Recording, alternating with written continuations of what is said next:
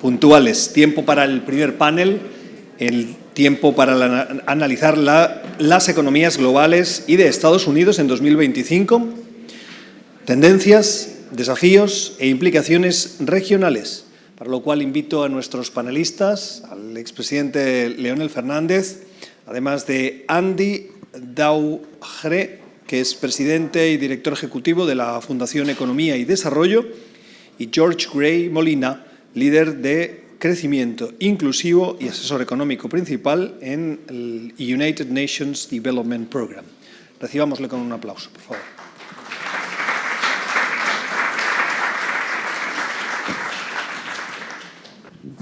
Bueno, vamos a iniciar formalmente nuestro primer panel en el día de hoy y tenemos, por supuesto, a Andy Daughre, quien es uno de los economistas más destacados e influyentes de la República Dominicana y de América Latina, Andy, no lo detengamos en la frontera nacional.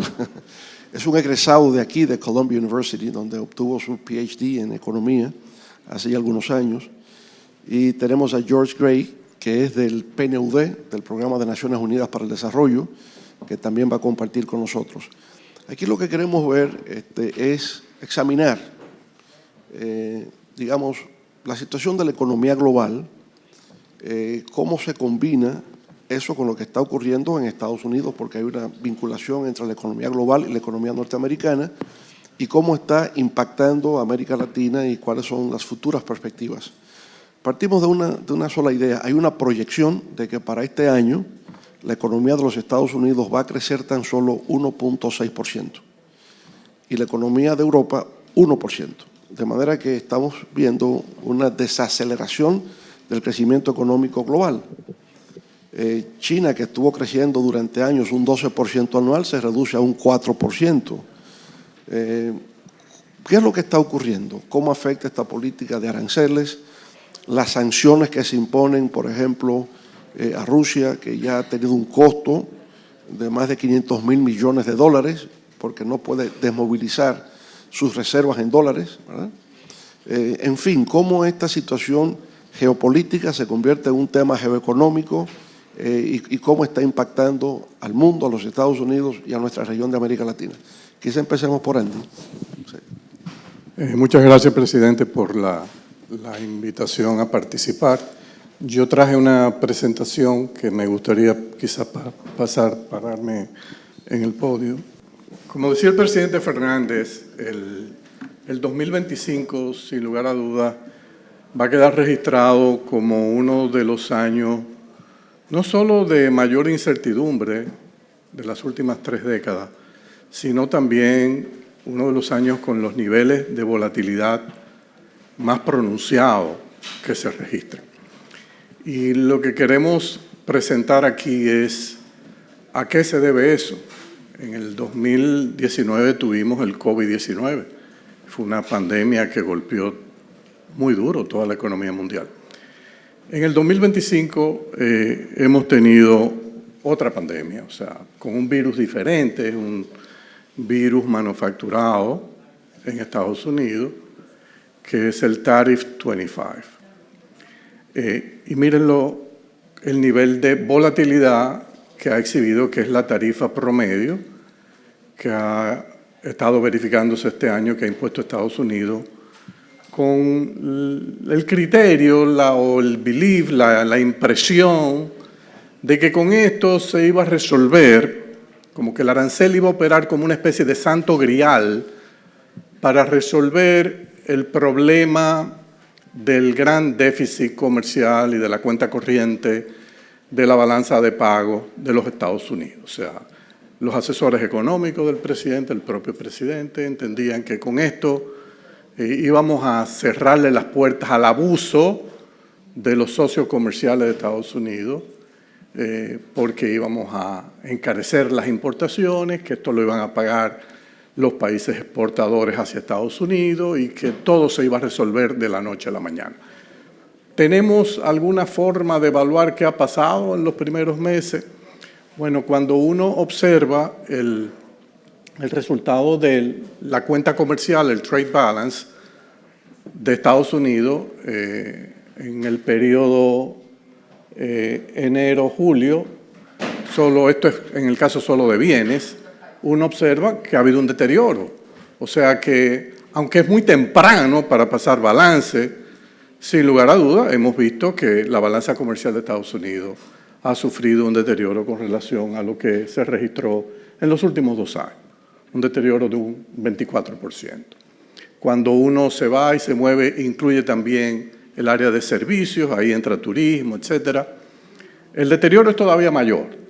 O sea que el agujero en la cuenta corriente de la balanza de pago ha crecido. Y uno dice, bueno, pero entonces los objetivos que se trazaron los asesores económicos del presidente con este paquete arancelario que se inició en el Día de la Liberación, sin lugar a duda, no está preliminarmente dirigiendo los resultados hacia lo que ellos pensaban que iba a ocurrir.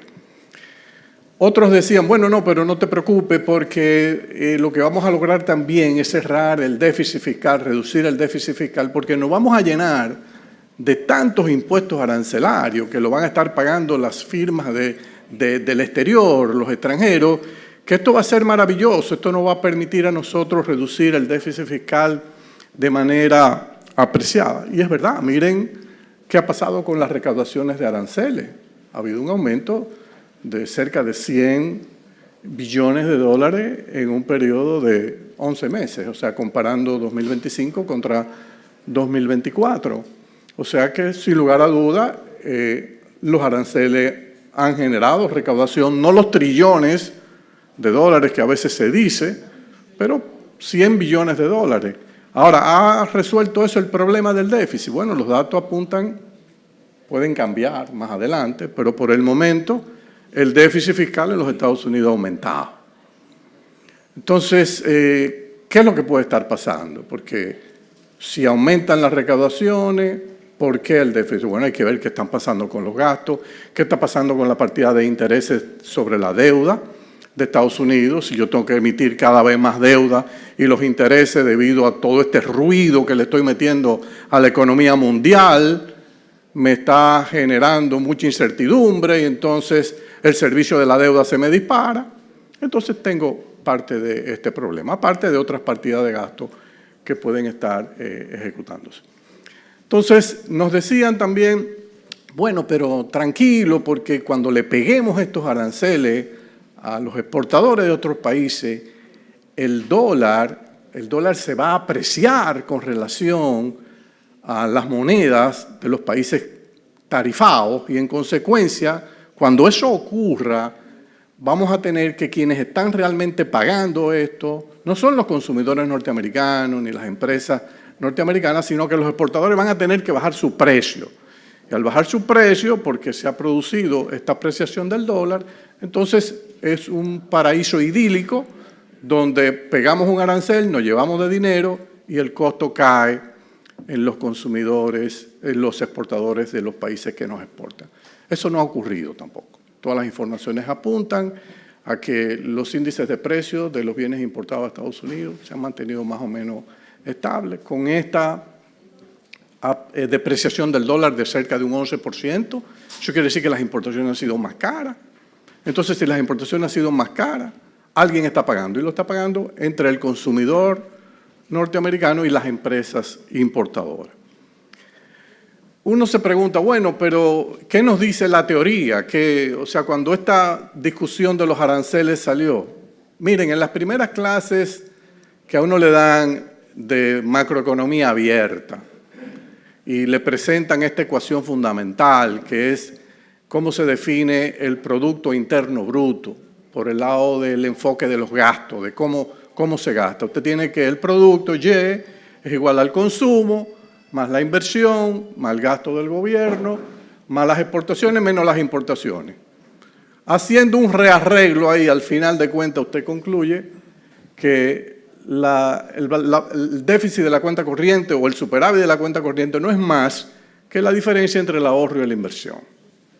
Entonces, si una economía tiene un déficit, se debe fundamentalmente a que está invirtiendo más de lo que está ahorrando. Y alguien lo tiene que cubrir y alguien lo tiene que financiar.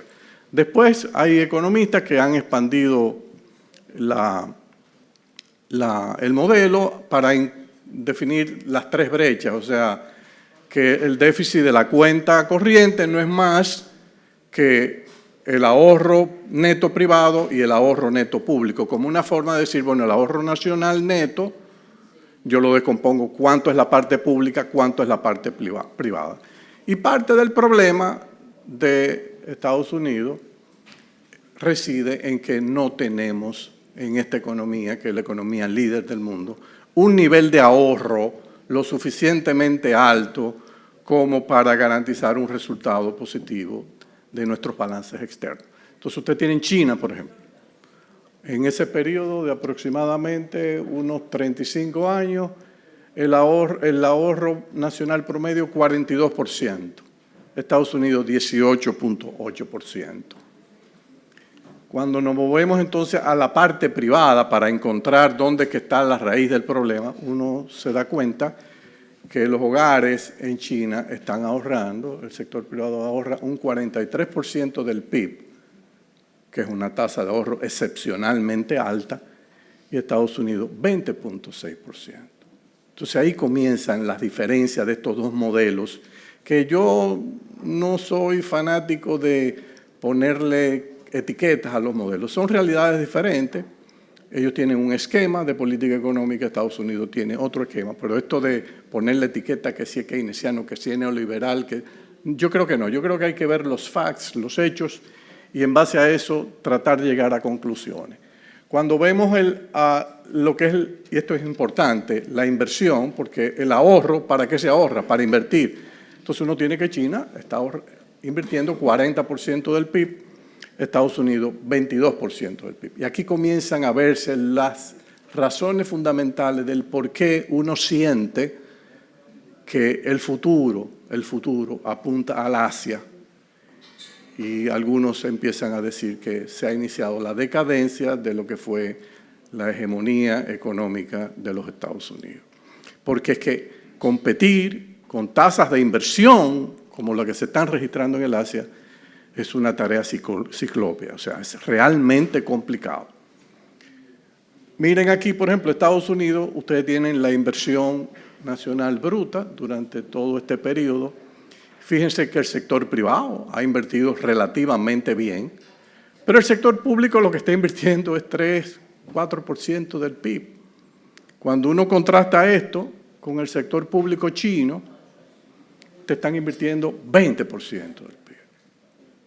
Entonces, por eso uno nota el empuje de la manufactura china, donde el Estado invierte y fomenta el desarrollo de parques de industria dedicada a la exportación, todo un boom de infraestructura física realmente impresionante en carreteras, puentes, trenes de alta velocidad. Y ahora, en el último plan quinquenal que anunció el presidente Xi Jinping, el grueso va a venir en un área que anuncia dónde que va a venir la gran batalla: ciencia y tecnología. Entonces, cuando tú vas a enfrentar a una economía que está invirtiendo el 40% del PIB y hay un plan quinquenal de meter el grueso de eso en lo adelante en el área de ciencia y tecnología y encuentra los recursos humanos para eso, entonces vamos a tener una batalla verdaderamente campal. Entonces, eso es lo que explica el resultado del déficit. Se ha querido decir, no, con el arancel lo íbamos a resolver. No, no tiene nada que ver con el arancel. Es un problema del desbalance de ahorro e inversión. Y nosotros pensamos que es ahí donde Estados Unidos debe hacer una evaluación transparente para tratar de detectar dónde están sus debilidades y qué se puede hacer para corregir y estar en mejores condiciones para poder competir con China. Y aquí está parte del problema. Y es un problema muy delicado, un reto muy grande para la democracia norteamericana, porque nosotros, a diferencia de China, lo que vemos aquí es un esquema de un Estado muchísimo más socialista que el Estado chino. O sea, mucha gente piensa que nosotros tenemos aquí un Estado relativamente pequeño, que no interviene. No, no, no. Uno de los estados más socialistas del mundo es el Estado norteamericano. Cuando usted destina el 57% de todo su gasto, aquí incluimos no solo gobierno central, sino todo los gobiernos estatales, casi 6 de cada 10 dólares se está yendo a beneficios sociales. Entonces, a inversión pública apenas se va el 9% de todo el gasto. Eso genera un problema estructural cuando usted tiene como competidor a un país como China, que está destinando a inversión pública 40% y a beneficios sociales, al social expenditure, no, al revés, 48% inversión pública y 40% a beneficios sociales. O sea, el modelo chino, lo que ellos denominan el socialismo con característica china, es un gobierno más cercano a lo que es la posición conservadora de Estados Unidos de achicar la intervención del Estado en lo social, ser relativamente austero en la concesión de beneficios sociales. En cambio, Estados Unidos se va por el otro camino, el camino de no, nosotros vamos a privilegiar el gasto social, independientemente de que eso implique sacrificar inversión pública, modernizar el país y uno notar este deterioro gradual que se advierte en los Estados Unidos. O sea, que cuando uno va al Asia y transita en el Asia y aquí transita, yo no descarto que quizá en 20, 25 años vamos a tener 2 Naciones Unidas, dos reuniones, una en Shanghái y otra en New York. O sea, al ritmo que van las cosas, con este deterioro que se está viendo. Aquí vemos, por ejemplo, algo muy importante. Cuando en Estados Unidos tenemos estos datos del déficit, que es la columna, la barra naranja, uno ve que el déficit es muchísimo mayor que lo que se está yendo a inversión pública. ¿Qué es lo que me está diciendo? Que parte del déficit no me lo está explicando la inversión pública, me lo está explicando toda la política de gasto excesivo en beneficios sociales. En cambio, en China es al revés. Es al revés. O sea, yo tengo una situación en China donde el déficit es menor que lo que yo estoy invirtiendo. O sea, obviamente que de los ingresos corrientes el gobierno se está tomando dinero para financiar inversión pública. Eso es un reflejo de esta mentalidad constructiva que tienen los chinos. Mucha gente dice, hay un autor relativamente joven, Dan Quang, que acaba de publicar un libro donde él dice que el origen de esto se debe a que el Partido Comunista Chino está dirigido por un buró político, un Politburó, donde la mayoría tienen formación de ingeniería. Incluso él dice, Xi Jinping, por ejemplo, es ingeniero químico. Pero desde los tiempos de Deng Xiaoping, el Politburó se llenó de ingenieros. Y la tesis que él plantea central es decir, bueno, mira, es que esta gente vinieron con un propósito de, a través de la infraestructura física, transformar y modernizar este país para poder competir. En cambio, dice él, el problema de Estados Unidos es que se llenó de abogados. Entonces son especialistas en regulación, en imponer restricciones para todo, en hacerle la vida imposible a los que quieren invertir. Es un país de litigantes. Mientras aquellos están creando, aquí se está litigando. Entonces, yo particularmente no comparto esa posición tan firme porque yo he visto el caso de abogados dirigiendo naciones que parecen más ingenieros que abogados. El caso de República Dominicana lo revela. Tuvimos a Joaquín Balaguer. Joaquín Balaguer tenía la mentalidad china, o sea, invertía como está invirtiendo China. Así, prácticamente el 40-50% del presupuesto lo metía en inversión pública.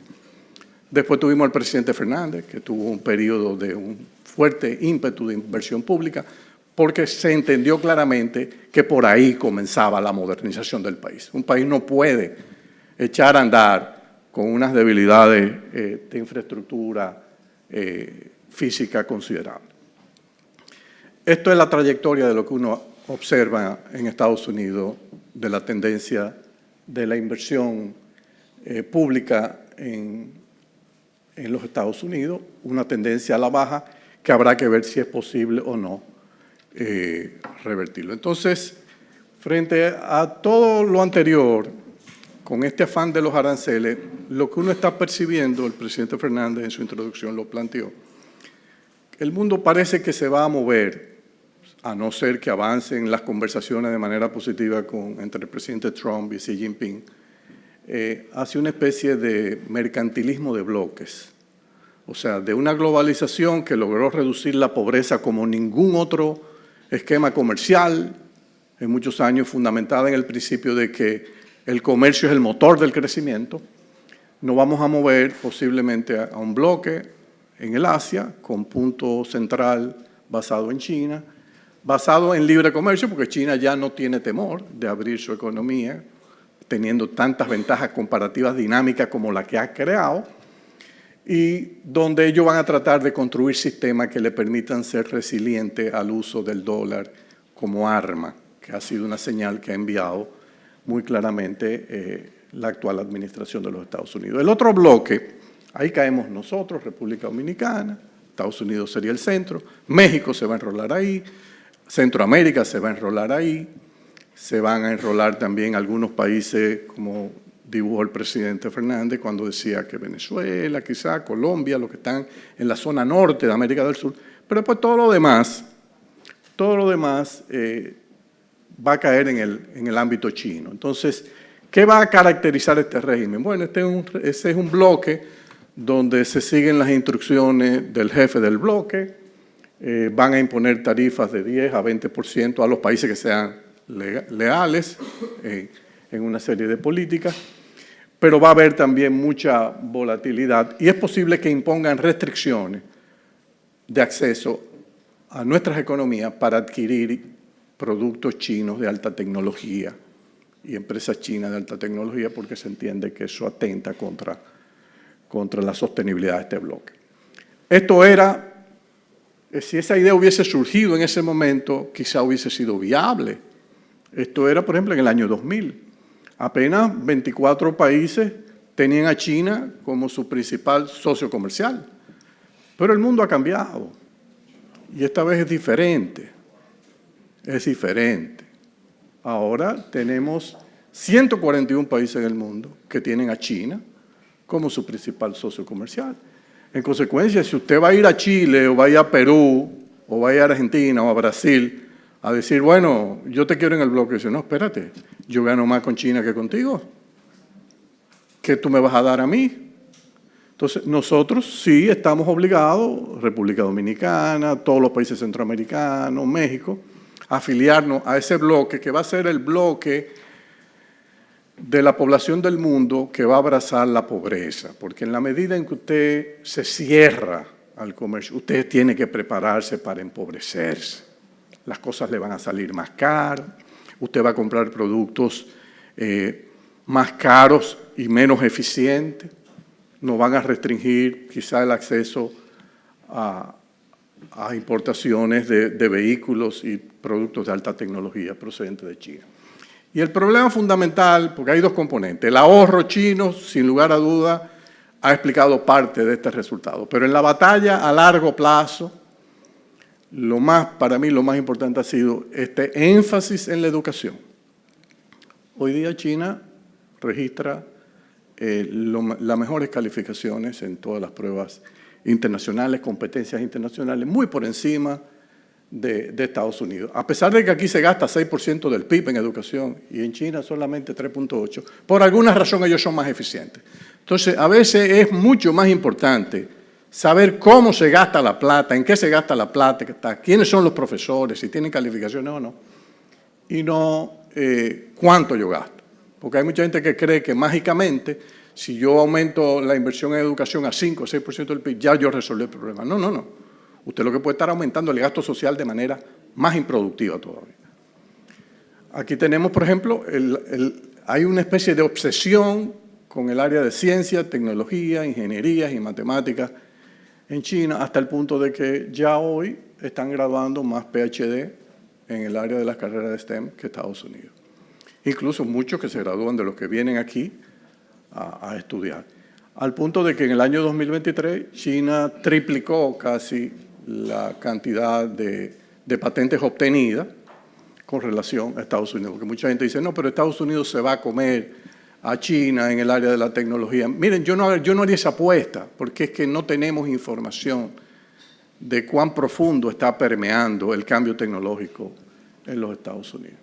Entonces, a mí me gustó muchísimo en la campaña electoral cuando el presidente Trump dijo que él tenía muy claro la importancia de las carreras de STEM y que él entendía que una de las primeras medidas que él iba a anunciar era darle green card a todos los jóvenes norteamericanos que tuviesen, una vez extranjeros, que se graduasen, que junto con su título iban a recibir el green card. Yo dije, bueno, esta gente entiende.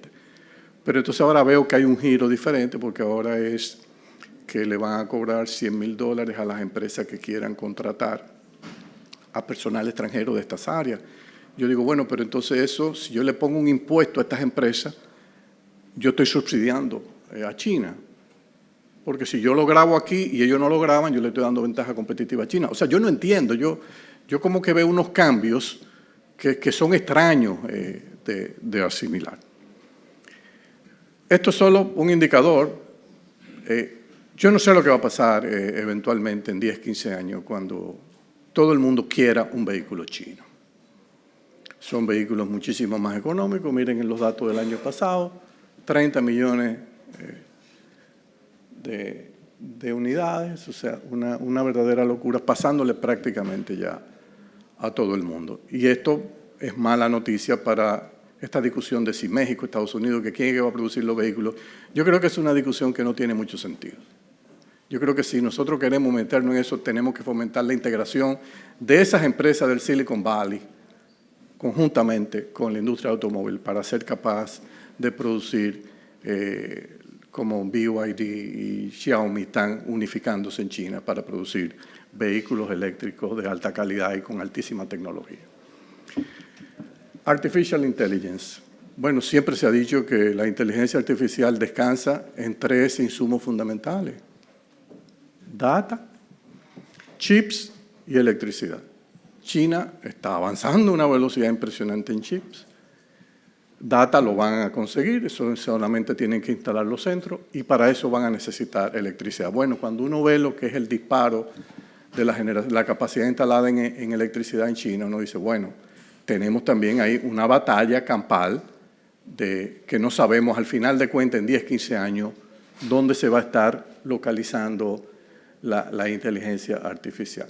Entonces, yo voy a cerrar dejando algunas preguntas, que es lo que yo entiendo que se debería estar discutiendo en los Estados Unidos. ¿Hay alguna posibilidad de que aquí los 2 partidos políticos principales puedan discutir abiertamente, de manera educada, objetiva, racional, la posibilidad de armar una reforma fiscal que involucre una racionalización de los programas de beneficios sociales para reducir el gasto público excesivo en el ámbito social y al mismo tiempo hacer un relanzamiento de la capacidad recaudatoria del gobierno? O sea, hay posibilidad, por ejemplo, de desmontar parte de la excesiva carga fiscal sobre del Medicare y el Social Security y la salud en los Estados Unidos. Se puede discutir sin irse a posiciones extremas, podrían llegar a algún punto medio los 2 partidos. Habría espacio para discutir una racionalización de los gastos de defensa en Estados Unidos. Cuando uno compara defensa en China como porcentaje del PIB y lo que compara aquí, uno entiende en parte el por qué no hay tanto dinero para invertir. Hay una discusión y esta quizás le crea una especie en República Dominicana decimos bajadero, cuando usted mete la pata y crea una política inadecuada como es el arancel. Bueno, para cuidar la imagen del gobierno de Estados Unidos, ¿no sería interesante quizás discutir la posibilidad de cambiar el arancel por un IVA? China, por ejemplo, tiene un IVA de 13%.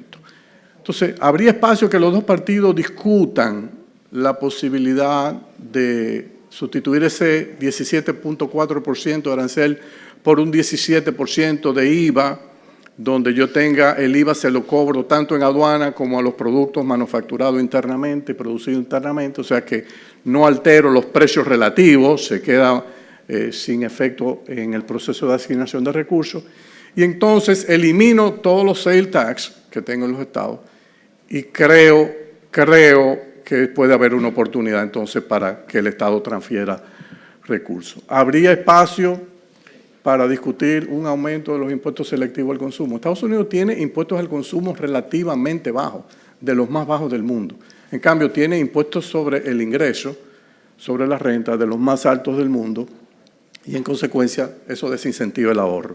Habría espacio para tratar de enfrentar el problema del offshoring de los profits, o sea, a través de un minimum income tax basado en ventas brutas. Aquí vemos parte del problema. China tiene una imposición al ingreso de cerca de 23% del total de las recaudaciones, Estados Unidos un 60%. Eso realmente es insostenible si queremos alcanzar una estrategia de generación de ahorro. Entonces, ya con esto termino. Yo creo que nosotros en Occidente tenemos una especie de arrogancia, de prepotencia, de nunca mirar al Asia como un lugar del cual se puede aprender. Yo creo que todo lo contrario, hay experiencias que pueden ser interesantes. Lo que sí a mí no me gusta es que nosotros comencemos a copiar en Occidente los arreglos institucionales chinos para nosotros tratar de crear lo que entendemos una estrategia de desarrollo inteligente. Este país ha tenido ventaja comparativa fundamentalmente en el área de la fortaleza de sus instituciones. Entonces, trabajemos ahí y no atentemos contra la independencia del Banco Central, contra la separación de poderes. Es ahí donde Estados Unidos tiene ventaja comparativa y es ahí donde puede mantener la fortaleza del dólar como moneda creíble y, en consecuencia, tener realmente un espacio importante para reclamar en la geografía de la hegemonía económica mundial. Lo dejo aquí.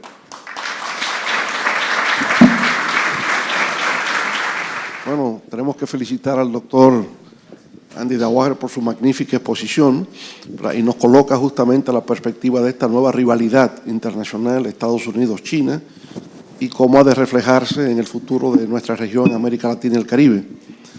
El doctor George Gray, como ven, es economista, jefe, consultor del Sistema de Naciones Unidas para el Desarrollo, UNDP, por sus siglas en inglés, ¿verdad? Y entonces, bueno, Andy nos ha dejado aquí estupefacto con lo que está ocurriendo.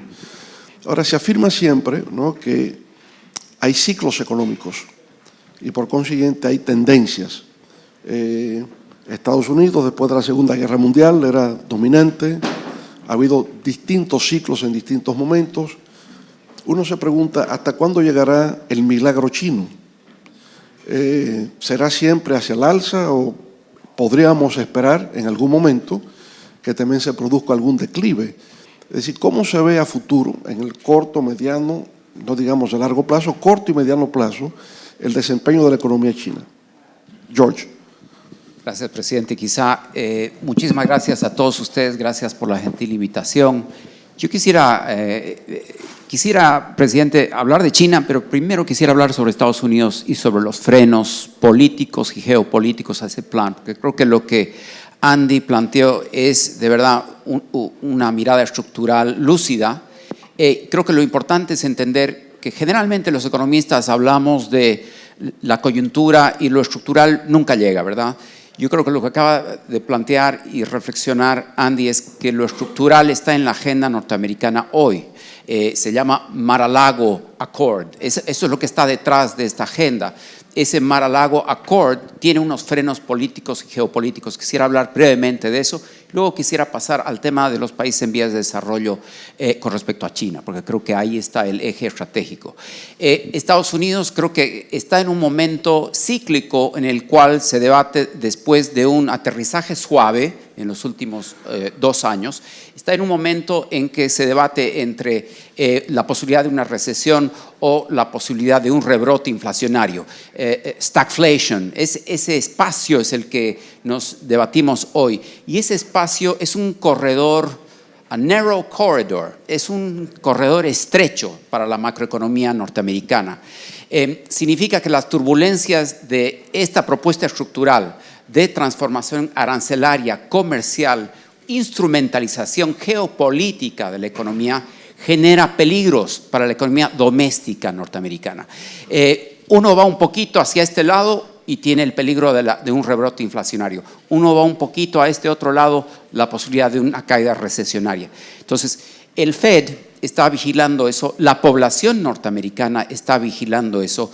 Yo creo que ese es el primer freno al Mar-a-Lago Accord. No tanto si falla matemáticamente la ecuación macroeconómica que se plantea, que tiene todos los flujos que ustedes acaban de escuchar, que tiene que ver con el debilitamiento del dólar, con los aranceles y las barreras arancelarias que traen manufactura, que se genera un nuevo rebrote de manufactura en Estados Unidos. Esa ecuación no se cierra económicamente, se cierra políticamente y geopolíticamente.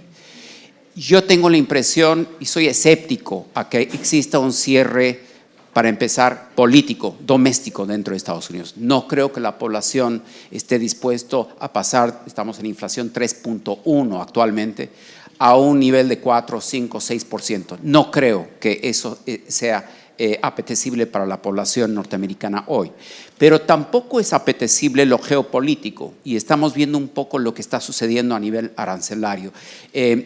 Dos datos son importantes. Todavía quizá no ha pegado el asunto arancelario. UNCTAD nos muestra que el comercio mundial ha subido en $300 billones este año, desde enero a la fecha. China tiene un superávit de comercio de $1.2 trillones actualmente a la fecha, septiembre. Es decir, lo arancelario no ha frenado el comercio del mundo y tampoco ha frenado la de China. Lo que estamos viendo son mecanismos y maneras de darle la vuelta a este asunto, que es resolver, si quieren, a lo chino y a los países en vías de desarrollo. Entonces, en lo geopolítico tampoco vemos una acomodación plena. Ahora, faltan las negociaciones con China, faltan algunos pesos pesados todavía. Entonces, eso queda en ciernes. Entonces, para mí, terminando con el punto norteamericano, y concuerdo con la mirada de Andy, estamos ante un proyecto que trata de reconfigurar la economía global, el Mar-a-Lago Accord. Mi impresión más humilde en este momento es pensar, eso tiene frenos políticos y geopolíticos, veamos cómo avanza eso. No cierra la ecuación meramente económica. Vamos al lado de países en vías de desarrollo y China. Hoy, y quizá no lo decimos suficiente, hoy la economía mundial se sostiene, 2/3 del crecimiento global se sostiene por países en vías emergentes y en vías de desarrollo.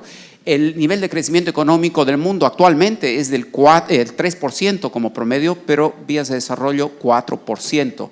Los países avanzados están en 1.5, Estados Unidos en 1.6. Nuestros países en América Latina estamos rezagados. Somos la quinta región más rezagada entre los países en vías de desarrollo.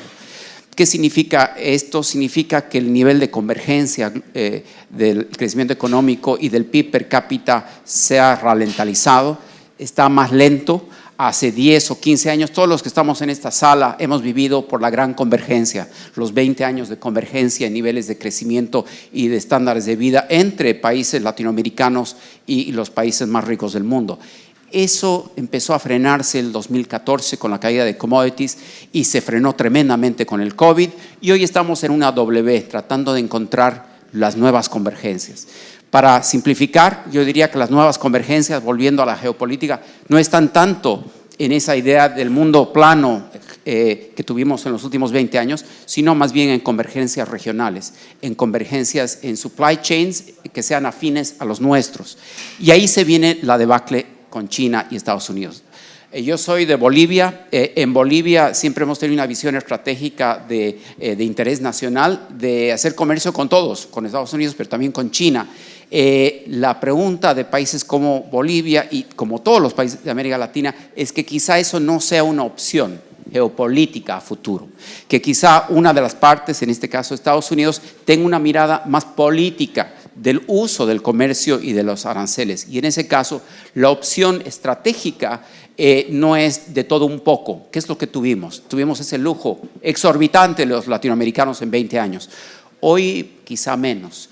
Y vieron ustedes un poco ese gráfico. Tenemos el lado México, gran parte de Caribe, Centroamérica, vinculados a la economía americana, muy fuertemente vinculados, no solo por comercio, sino por turismo, por remesas, por mucha integración. Y es el lado más cono sur, del cual vengo yo, más vinculado hacia China. China ralentizando también su crecimiento económico. Crecía al 10% hace 10 años, crece al 4.8% hoy. Ya no significa ese plus que teníamos en precios de commodities, todos los países sudamericanos ya no lo tenemos, en soya, en productos agrícolas, en minerales. El precio del petróleo se ha reducido en los últimos meses, eso afecta a Colombia, Ecuador, Venezuela, países andinos del norte. Entonces, estamos en una situación en la cual se genera esa opción estratégica, ¿cómo construimos el futuro? Creo que sería un error decir vamos a los brazos de China o vamos a los brazos de Estados Unidos. Creo que lo que mencionó Alicia Bárcena, lo que siempre ha mencionado José Antonio Campo desde hace 20 años, y es una felicidad mía verlo acá, es pensemos en los incentivos para la integración regional de ciertas cadenas de valor, de ciertos mecanismos de intercambio políticos y geopolíticos. Sí, estamos vinculados algunos más a Estados Unidos, otros más a China, pero existe una ventana de oportunidad muy interesante actualmente de crear esa unidad latinoamericana en función de flujos compatibles entre esos dos bloques. Quisiera dejarlo ahí, presidente, sé que hay más, puedo tener más intervenciones, pero quería mantenerlo sintético.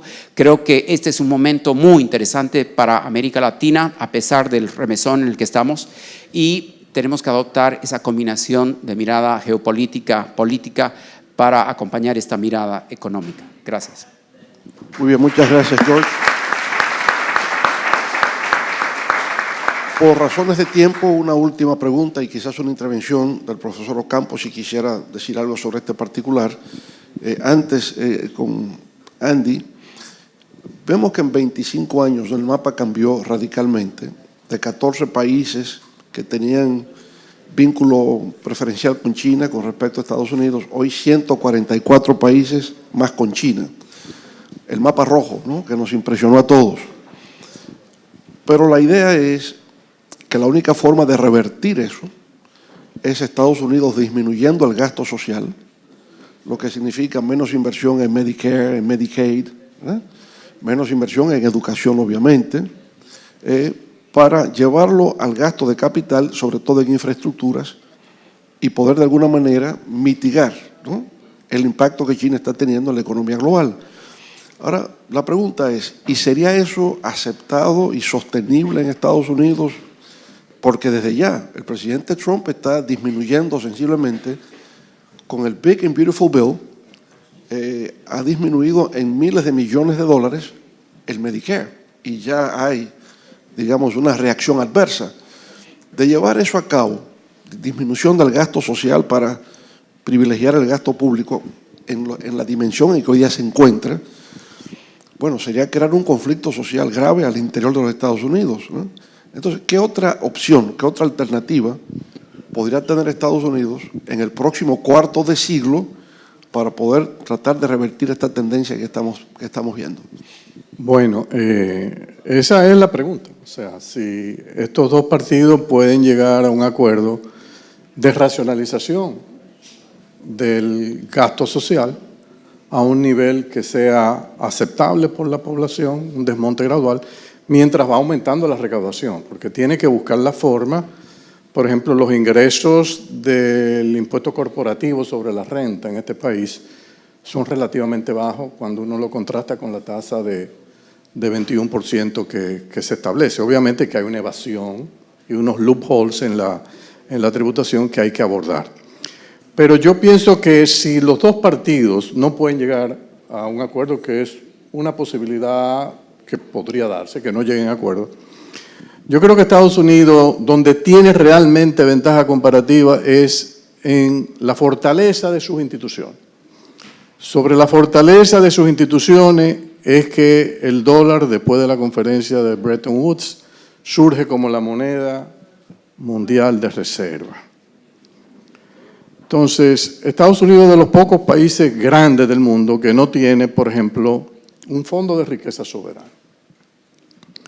Y yo pienso que por ahí puede haber un vehículo interesante para generar dividendos al pueblo norteamericano, al gobierno norteamericano, basándose en ese deseo irrefrenable que tiene la población del mundo por el dólar. El dólar sigue siendo la moneda más atractiva del mundo. A mí me parece que cuando se anunció, yo no sé qué ha pasado, el presidente Trump le pidió al ministro de Hacienda, del Tesoro y al de Comercio que le presentaran un proyecto para la creación de este fondo de riqueza soberana. No se ha hecho nada, aparentemente, porque no se ha anunciado.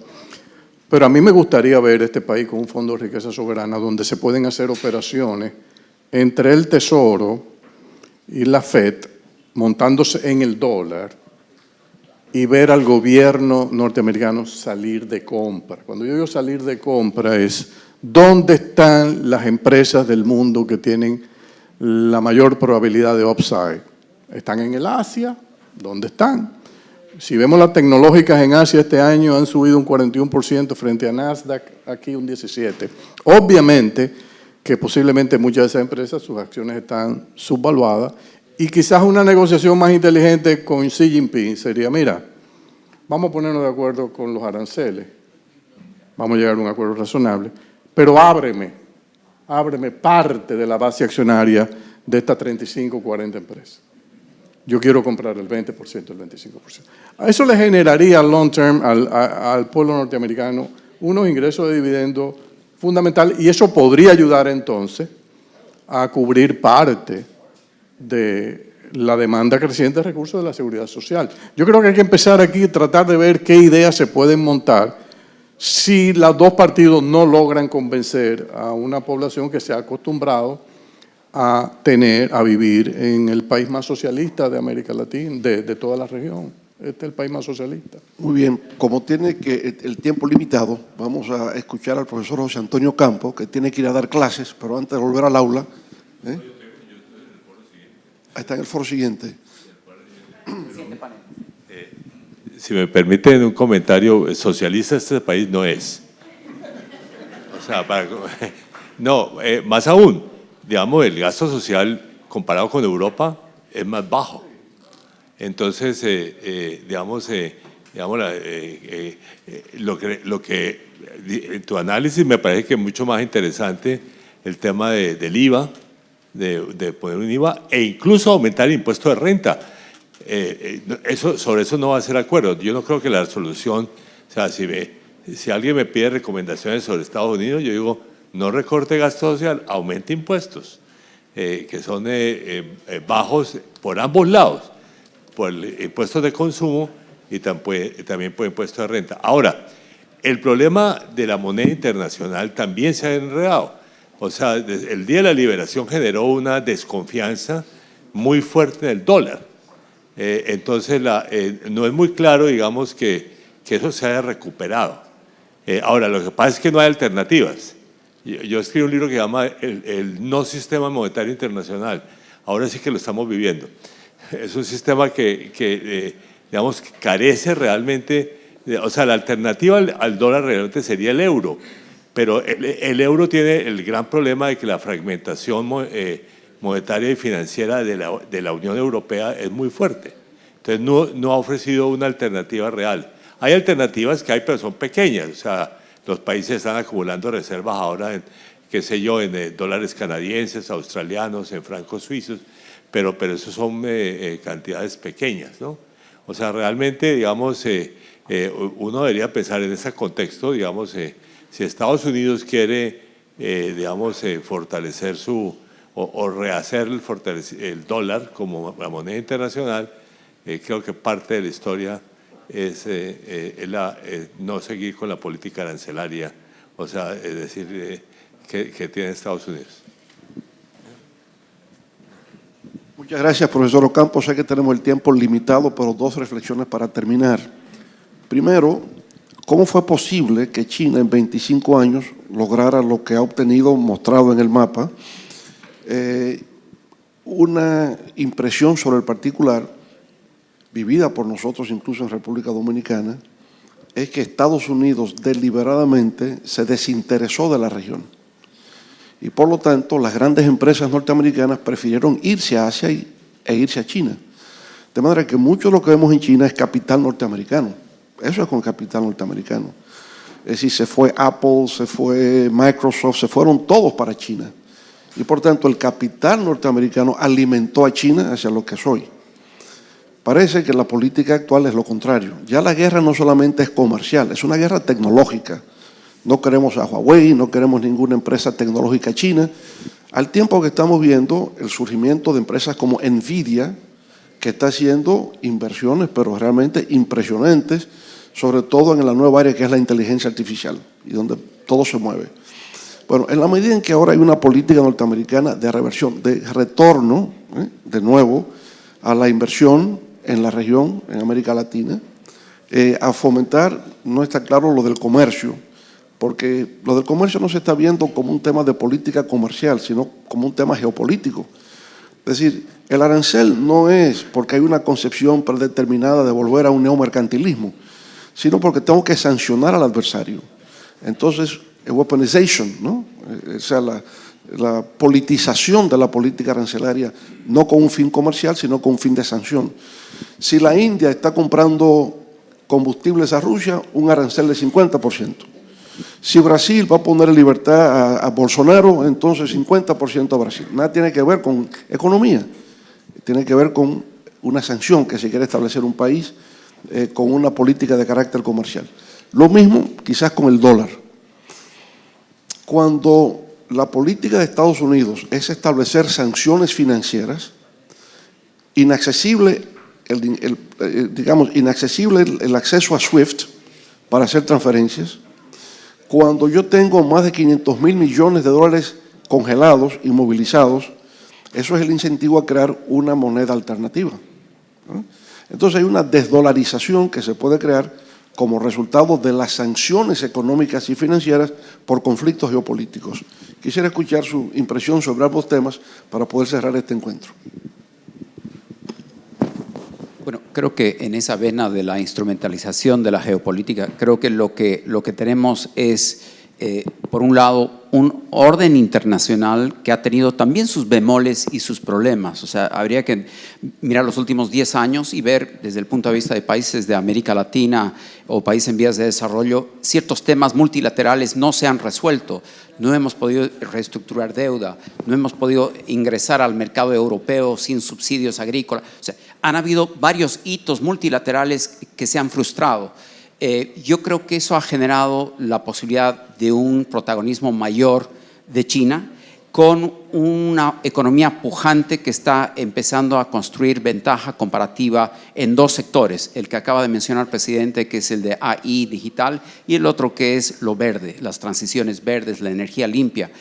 Esas dos posiciones estratégicas generadas por planificadores que miran 20, 30 años, hemos perdido esa capacidad de planificación en América Latina hace unos 20 o 30 años y nos hemos quedado en la adaptación continua al ciclo, ¿no es cierto? Quizá lo que invita su comentario, presidente, es cómo pensamos la planificación de mediano y largo plazo, no en la modalidad de los 70s u 80s, porque no viene al caso, no como ingenieros, sino más bien pensando en una adaptación geopolítica que sea de ventaja a América Latina. ¿Cómo vamos construyendo ese foresight y esa adaptación a una economía global que está cambiando, en la cual necesitamos también tener bolsones de crecimiento? Para terminar, solo creo que lo importante es mirar en cada una de nuestras economías, tenemos pockets of growth que son diferenciadas. No todo es blanco y negro, no todos estamos sumidos en una recesión ni en una gran subida. Tenemos pockets. Lo importante es construir ese ecosistema continuamente, desde la política económica y también desde la política, de crear ese ecosistema pujante y dinámico, creador de empleo. Creo que ahí está, digamos, la ventaja comparativa de países con una ventana demográfica joven, todavía la tenemos, pero envejeciendo, y la ventana se nos cierra, y cuando se nos cierre vamos a tener problemas de otro tipo, fiscales y de ingreso al mercado laboral. Pero por ahora tenemos todavía esa ventana. Andy. Definitivamente que China diseñó un esquema para conquistar la manufactura a nivel mundial. Tenía de dónde nutrirse, una población rural gigantesca. Se trazaron diferentes planes quinquenales, trasladar 15, 20 millones de chinos que estaban viviendo en la zona rural a los centros urbanos. Para eso había que construir una gran cantidad de ciudades, edificaciones, y esos que migraban, iban a entrar como mano de obra que iban a entrenar en el área de la manufactura. Es muy difícil cuando uno tiene esos niveles de escala competir con un país así. O sea, Estados Unidos tiene 350 millones de habitantes, China tiene 1.400. La trampa donde ellos están ahora es por la política que prevaleció mucho tiempo de One Child Policy. O sea, eso está comenzando a pasar factura porque ya no encuentran esa fuente para el crecimiento. Pero por eso han comenzado a dirigir el crédito de los bancos, se está cayendo, el crédito para el área inmobiliaria dramáticamente, y lo están dirigiendo a la tecnología. O sea, el gobierno chino dice, no, la batalla donde la vamos a dar ahora es en la tecnología. Entonces, ellos van a ir cambiando, se van a ir acoplando de acuerdo a las posibilidades. Es una mano, a diferencia de la mano invisible a la que uno está acostumbrado en la región nuestra, allá la mano es muy visible, sumamente visible. ¿Funcionará o no? No lo sabemos. Ahora, yo lo que entiendo que nosotros en Occidente, comenzando con Estados Unidos, lo que tenemos que proteger más es nuestras instituciones. Yo vuelvo a ese tema. A mí me preocupa mucho cuando a quien yo nombro en la Reserva Federal es a quien fue asesor económico mío, que fue el padre de toda esta política arancelaria absurda que hemos visto. Entonces, lo primero que dice este señor es que hay que acelerar las rebajas dramáticas de las tasas de interés, estando ya en la Reserva Federal. O sea, como que uno nota una Reserva Federal, un board, que está siendo muy permeable a las presiones políticas. Y ahí es que podemos comenzar ya a socavar lo que ha sido una de las grandes fortalezas de esta economía. Como decía José Antonio, lo que estamos viendo es que están erosionando la credibilidad del dólar con todas estas políticas. Entonces, yo creo que ojalá reaccionen a tiempo, porque podríamos entrar en terrenos altamente delicados en el futuro. Muy bien, bueno, un fuerte aplauso para Andy Dauaje y George Gray por sus magníficas intervenciones. Muchas gracias.